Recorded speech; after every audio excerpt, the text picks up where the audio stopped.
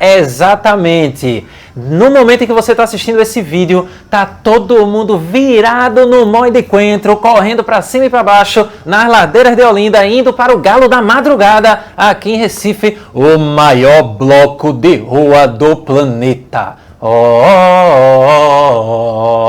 E você está estudando. Exatamente, você está estudando, se preparando para o Exame Nacional do Ensino Médio e eu estou aqui para ajudar você nessa preparação. Claro que eu estou aí subindo e descendo ladeira de Olinda enquanto você está assistindo esse vídeo, porque ele foi gravado antes. Mas, sem mais delongas, vamos tratar de instituições sociais. Neste vídeo vamos tratar da definição de instituição social, vamos pensar a família, só não vamos pensar o carnaval como uma instituição social, porque esse é assunto de um outro vídeo. Então vamos lá. Primeira coisa que você tem que ter em mente é que instituição social é aquele conjunto de normas interrelacionadas que tem como ponto de partida valores que são compartilhados pelos indivíduos. Peraí, como assim? Não entendi. Vê só, toda sociedade tem instituições sociais. Foi sociedade humana, tem instituições sociais. Essas instituições sociais, elas têm como ponto de partida um conjunto de valores, ou seja, de definições de certo e de errado, de bem e de mal, de adequado e de inadequado, que vai dar origem a normas, a regras sobre como o indivíduo deve se comportar, como é que ele deve pensar as coisas e até as maneiras como ele deve sentir ou expressar os sentimentos que porventura ele venha a sentir. Então, vê, essas instituições sociais, elas só existem por quê? Porque nós compartilhamos valores em comum.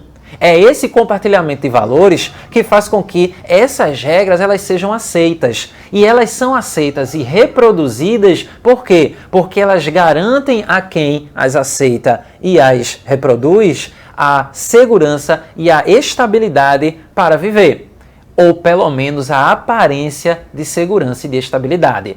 Porque assim, peraí, por que você está dizendo que é a aparência?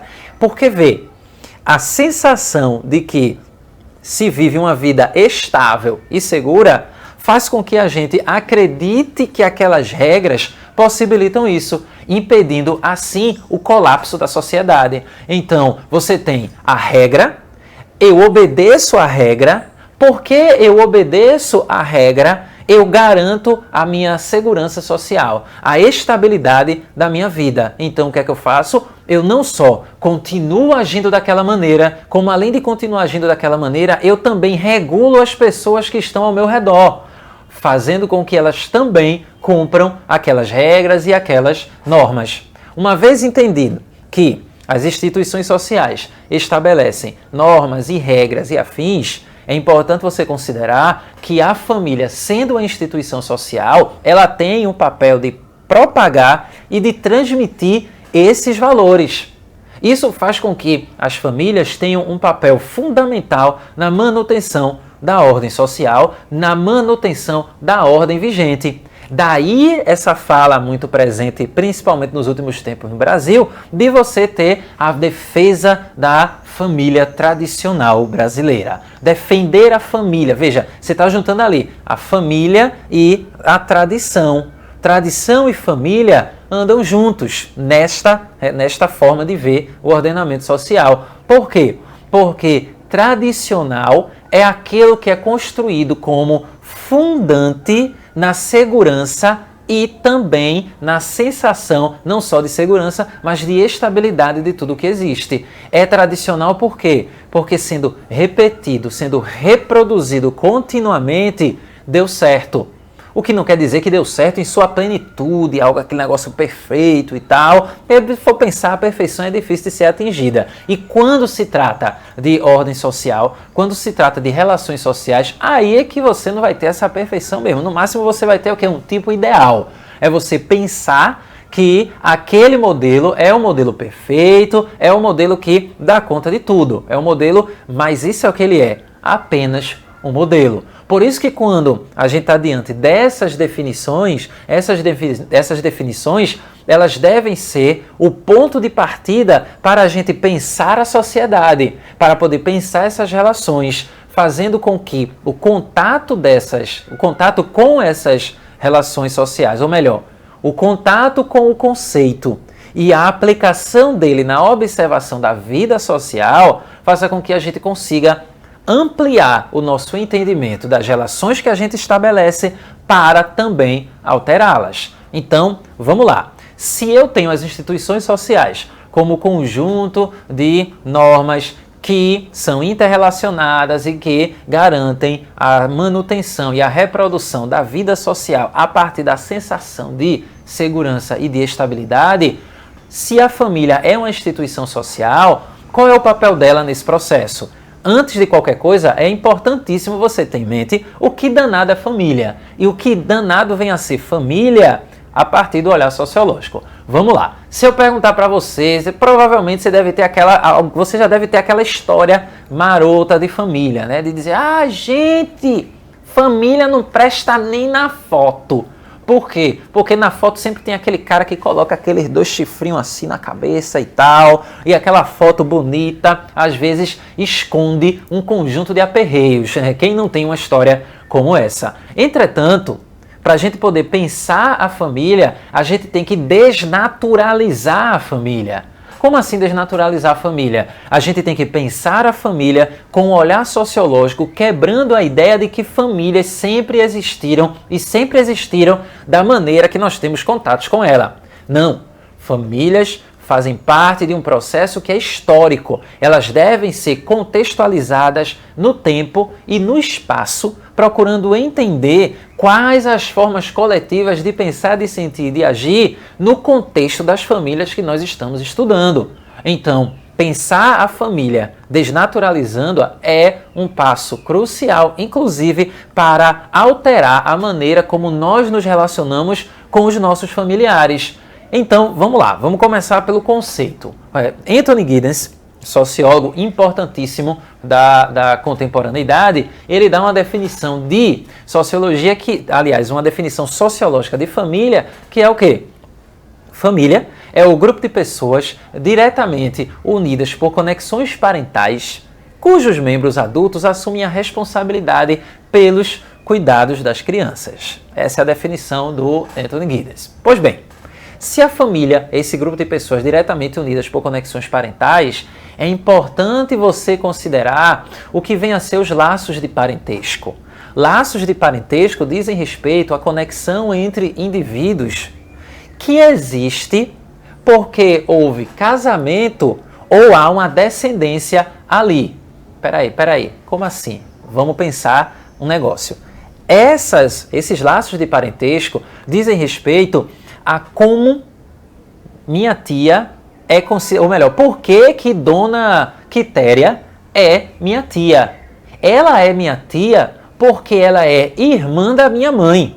E como elas já têm um laço de parentesco, elas são da mesma família e eu sou parte da família da minha mãe, então eu tenho uma relação de consanguinidade com a minha tia e com os filhos que porventura minha tia venha a ter, ou que ela tenha, que são os meus primos. Os laços de parentesco dizem respeito a essa conexão. Daí você já ter, talvez, ouvido alguma história da sua avó ou da sua mãe falando do seu primo em 2º grau.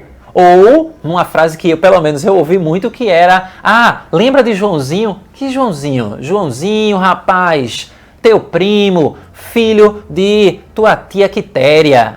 Tia Quitéria, tia Quitéria e tal. E aí? Não, ele casou. Casou, pô, que massa. Aí, esse é o exemplo de primo em 1º grau. Porém, você tem o primo em 2º grau, que seria a fala do tipo: tu lembra de Pedro? Que Pedro? Pedro de Maria, pô, que é primo do teu primo. Aí taca a peste. É o primo do primo, e aí você tem um negócio que, se você for construir árvore genealógica, é uma coisa gigantesca. Quando eu penso, por exemplo, na minha mãe, que tem aproximadamente uns 26 irmãos, então eu fico assim, imaginando como deveria ser para minha avó educar esse monte de menino. Tipo, quando rolava as reuniões familiares e tal, era tanta gente, que se alguém gritasse assim, ô Tonho, pronto. Tinham pelo menos uns 10 Antônios ali que olhavam, cada um de um tio diferente, cada um de uma tia diferente. Isso faz com que, a partir do entendimento do que vem a ser o laço de parentesco, a gente pense os tipos de família.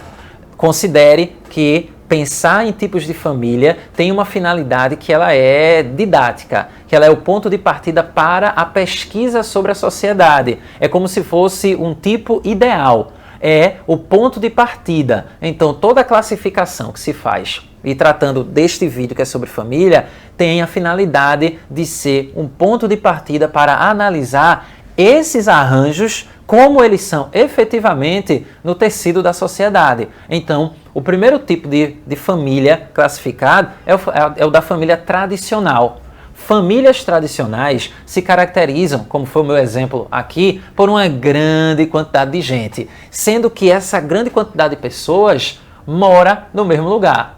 Assim, ou pelo menos muito próximas. É uma família extensa, é uma família numerosa. Imagine 26, 27 irmãos e um monte de irmão tendo filho. Pois é, uma grande quantidade de pessoas. Sendo que há um outro elemento aí. A família tradicional, ela tem uma autoridade que ela é concentrada no pai, o homem, que é responsável por garantir o, entre aspas, sustento da família. Entenda aí o sustento da família como sendo o que ele traz, o que ele garante, o que ele possibilita a partir do trabalho dele em termos monetários para a manutenção daquilo ali. Porque a gestão efetiva da vida familiar se dá no âmbito da autoridade que é atribuída à mulher. Mas essa autoridade não é uma autoridade que passe longe de uma forma de opressão. É aquilo que a sociologia classifica como trabalho reprodutivo, e sem esse trabalho reprodutivo,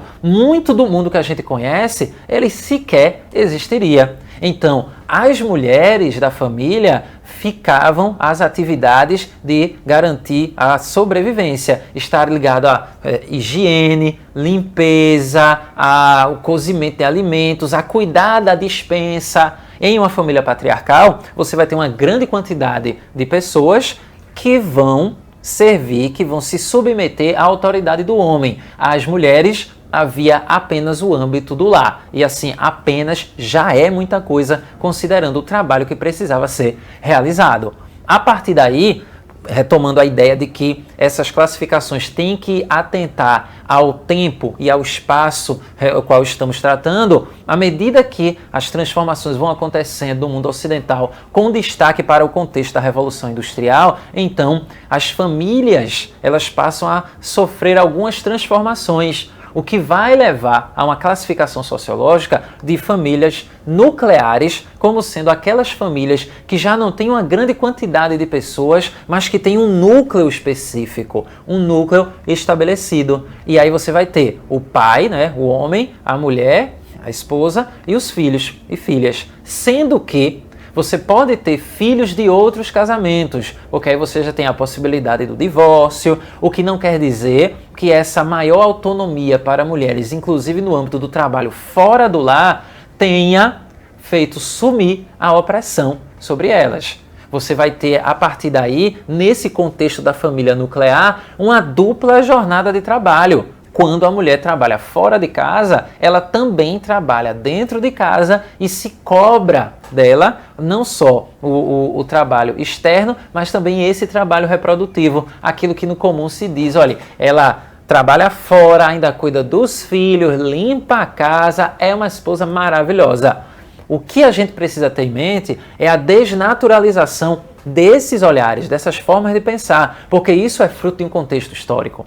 Então, se no caso do primeiro tipo de família, essa família patriarcal, essa família tradicional, você não tem essa margem de ação fora do âmbito das casas para as mulheres, com a família nuclear isso já se afrouxa, mas com isso também aparecem outras formas de opressão, outras formas de normatização, outras normas de estabelecer domínio sobre essas mulheres. Isso a gente estuda em um outro vídeo, se for tratar lá na frente de outras de questões atreladas ao status social, status atribuído e isso relacionado às mulheres. O que nós temos nesta sociedade contemporânea que nós estamos inseridos é a sociologia classificando como família moderna ou pós-moderna os arranjos que são diversos, diferentes desse padrão de homem e mulher, de autoridade extrema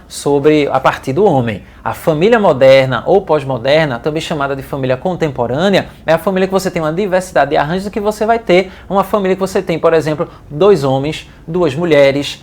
É também, e aí observa o que foi dito, de que o conceito ele tem que ser aprendido como ponto de partida para pensar a vida social, porque na vida social efetiva, e pensando no caso do Brasil, você não vai encontrar todas as famílias seguindo esses modelos, principalmente quando você pensa no âmbito das periferias. Quando você pensa em uma determinada classe social. Por quê? Porque você vai ter, provavelmente talvez você conheça alguém que foi criado pela avó, foi criada pelos tios, seja porque devido ao nível altíssimo e elevado de violência, o homem ele foi morto, seja porque homens, muitas vezes nesse processo de dominação que o patriarcado estabelece sobre as mulheres, engravidam as suas namoradas, suas esposas e vão embora, porque não querem assumir essa responsabilidade. E aí você vai ter um outro arranjo que garante a sobrevivência desses indivíduos.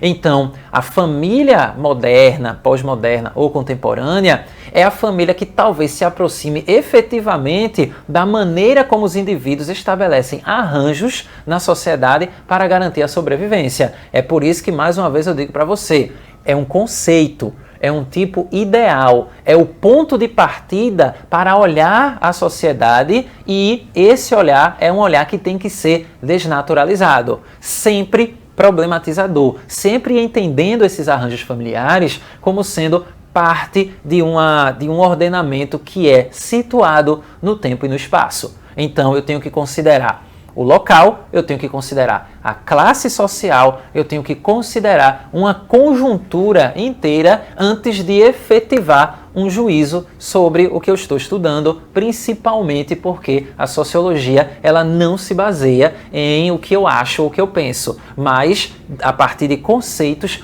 pensar sobre o que a realidade está expondo. E aí vem uma outra reflexão, ou melhor, um outro aspecto que você tem que considerar. Que aspecto é esse? Que a família ela não pode ser entendida separada da economia, da religião, da política, ou seja, do contexto cultural como um todo. Por quê? Porque você vai ter as famílias individualmente, né? Pense em grupos específicos de família. Cada família é uma família.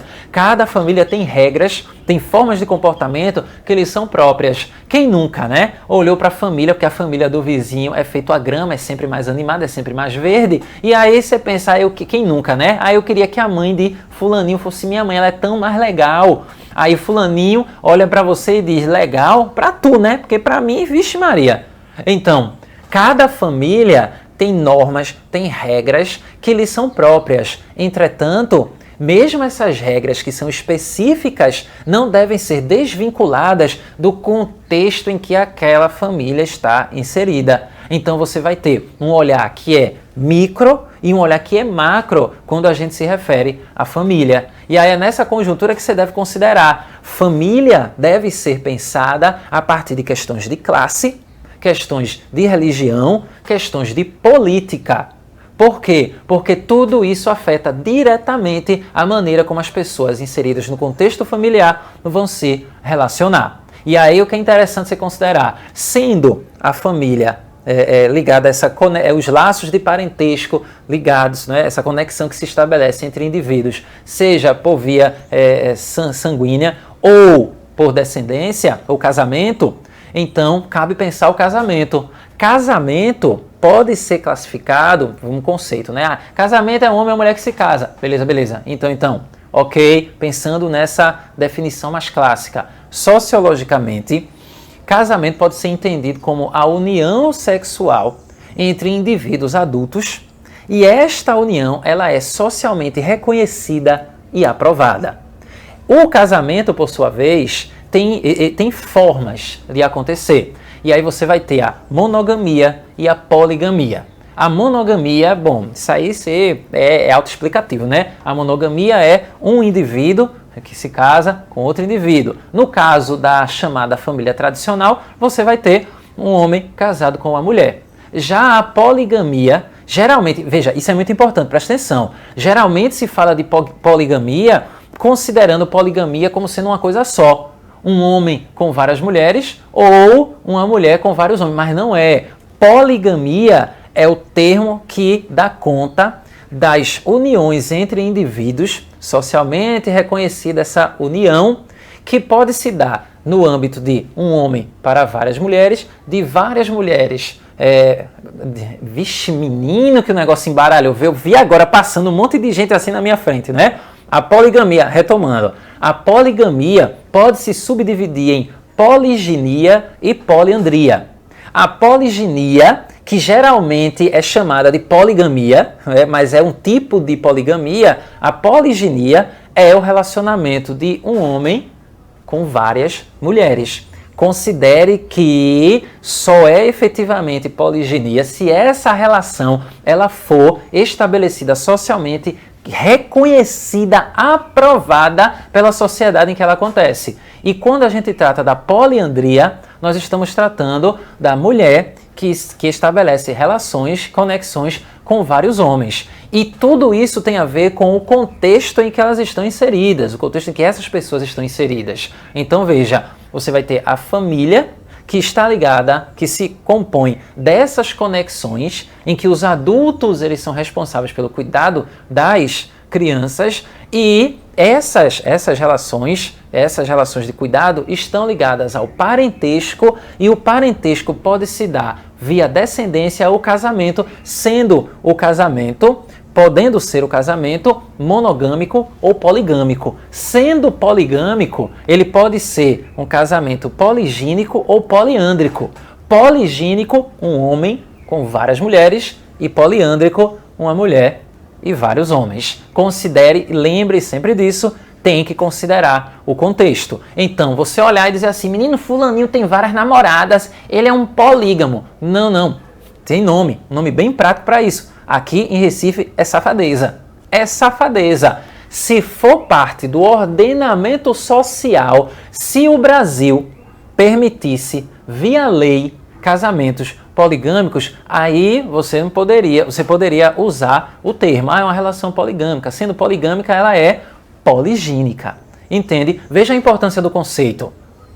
A partir daí, a gente chega na análise de caso. A análise de caso, como você vê, é uma charge que tem a família tradicional brasileira. E aí você vai ter o que seria talvez o retrato de muitas famílias na nossa sociedade, porque aí você vai ter o pai, como você vê, observe a charge, a forma inclusive como ela é desenhada e tal, você vai ver que tá ali, você tem o pai que tem um casamento, ou melhor, que se relaciona com uma mulher fora do casamento oficial, tem uma filha dessa outra relação, tem até, essa é a parte bem bad mesmo da charge, que você tem ali uma lápide que está dizendo, filho do aborto, aliás, o aborto número 2 e tal. Por que essa imagem? Por que eu defini essa imagem como análise de caso? Porque essa imagem permite que a gente exercite o olhar desnaturalizador sobre a família. Entre a família, como ela é pensada,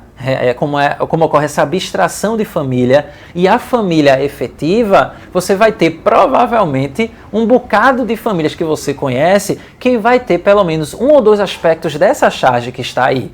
E antes de pensar na charge, ai gente, que absurdo, olha que coisa terrível, criticando a família e tal, essa não é uma crítica vazia. Isso é um processo de desnaturalização e de estranhamento do que vem a ser essa instituição social. Então, o que é que nós vimos aqui? Nós vimos que família, ela é uma instituição social. Então, sendo uma instituição social, ela tem um conjunto de normas, formas de pensar e tal, que dizem respeito a esse contexto específico. Cada família funciona de uma maneira que é específica, mas ela também, nas famílias você encontra o eco das condições sociais em que elas estão inseridas. A gente viu também que as famílias, elas se organizam a partir de laços de parentesco que podem ser de descendência ou construídos a partir do casamento. A gente viu também que o casamento está atrelado a essa união sexual. Essa é uma das definições de casamento, é a união sexual entre indivíduos, sendo que essa união sexual ela é reconhecida e aprovada pela sociedade.